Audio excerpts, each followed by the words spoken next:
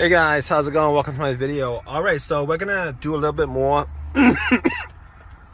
on the hissing sound, and it's probably coming from the boot that's connected to the brake pedal. Originally, I thought the brake and the ABS lights and the traction light was associated with the hybrid battery issue. Now, I haven't had the hybrid battery system come up for over a month now. That issue's been fixed, and I'll probably do another video just updating and just completing that diagnosis and fix of the hybrid battery system. But I got this issue, and apparently this issue has no OBD2 code. There's no check. Well, no. Let me correct that. Okay, so there is a check engine light that pops up. All right, that's wrong, because there's a check engine light that pops up. Sometimes there'll be one code. Sometimes there'll be 5 codes. Sometimes there'll be 14 codes. And every single one of those codes are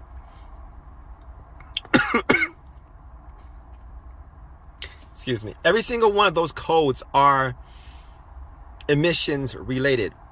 And the funny thing is, I'm not getting a misfire.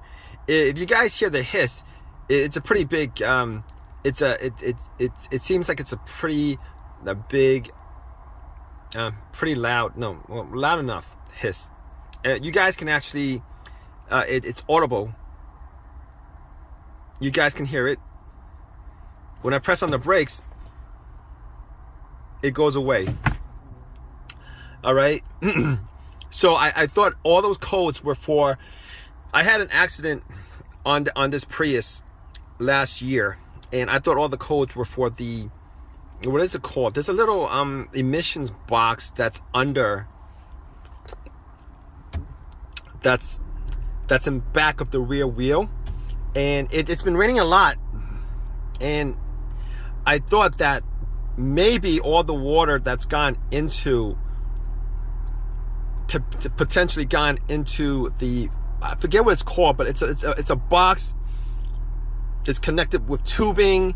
It's plastic. It's light, and I think it just reads emissions. And originally, I thought that box actually caused all these codes, because I don't have anything to cover the wheelbase off because of that accident.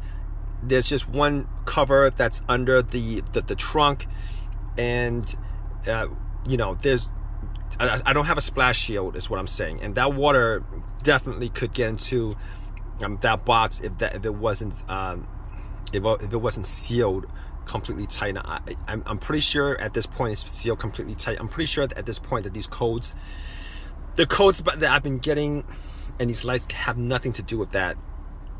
I was going to replace that and everything. It was something that I thought I had diagnosed correctly, but apparently not. So at this point we're on to this issue, and what I've done is I got to figure out where exactly the air is coming from. Hopefully, I haven't been under there, but hopefully it's maybe like a small leak. Now this is filled with Ajax soap, dishwater soap, and water. All right, I'm gonna spray it onto that brake boot. There's a rubber seal brake boot that's under there. And the place where it bubbles up will be where the leak is coming from, obviously, because air is gonna shoot out from that, and it's gonna bubble up. It's gonna create bubbles. It's the same premise if you have like a leaking tire, and you don't quite, a slow leak, and you don't quite know where it is. It might be probably because of a nail. You just spray this mixture of dishwasher soap and water on it, and it'll be visible because of the bubbles that get generated because of that. So I'm gonna see right now where that leak is coming from. All right, guys, so unfortunately I did spray it under there. Unfortunate, I really don't like working in under the vehicle like this. It's a pain in the butt. What is this? What is this? So that's not. How did I get?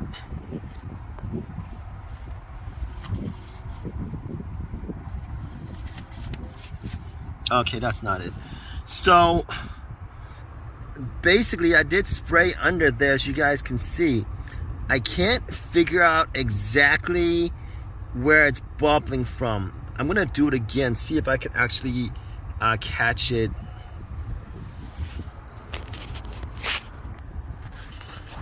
So I did spray it. Can't exactly see where it's coming from. I don't think these bubbles are actually generated from. I don't think these bubbles are actually generated from. What am I?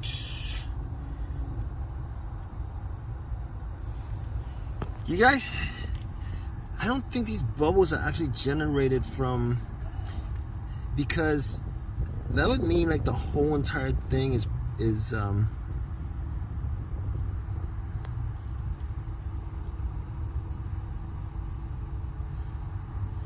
normally I should see a spot where it's just bubbling up.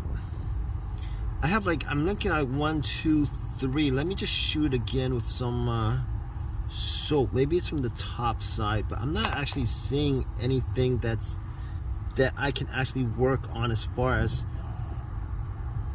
And you can hear the sound. Sound is coming from.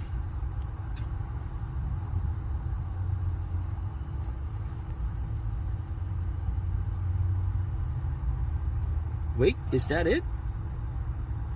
Is that where the hole is coming from? That part right there?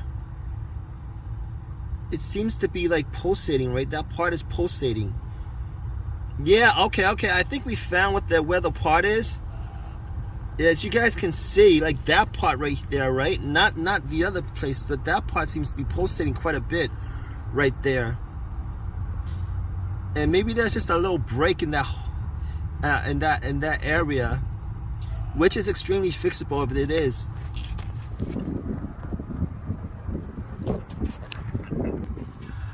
So I spray a little bit more, see if I can actually spot it again. Where is it coming from?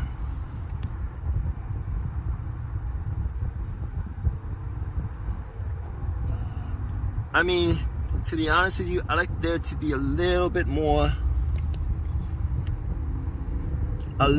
bubbles, to be honest. Maybe that wasn't it. I'm not quite sure.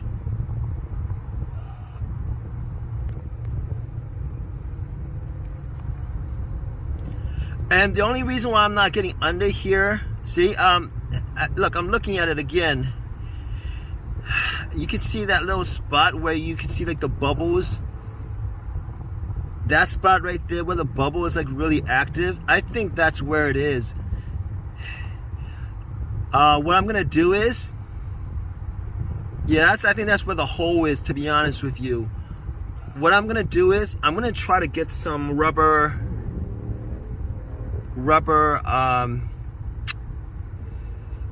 man, what should I do with this? It kind of depends on how hard this plastic is. I might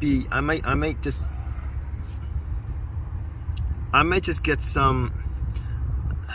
I think that is the part. I'm gonna get some rubber, liquid rubber, and I'm gonna put it over it. See if that actually makes a difference. And I'm probably gonna get some gasket maker and put it over it. Hopefully that makes a huge difference. But I'm gonna do a video on that too, guys. All right.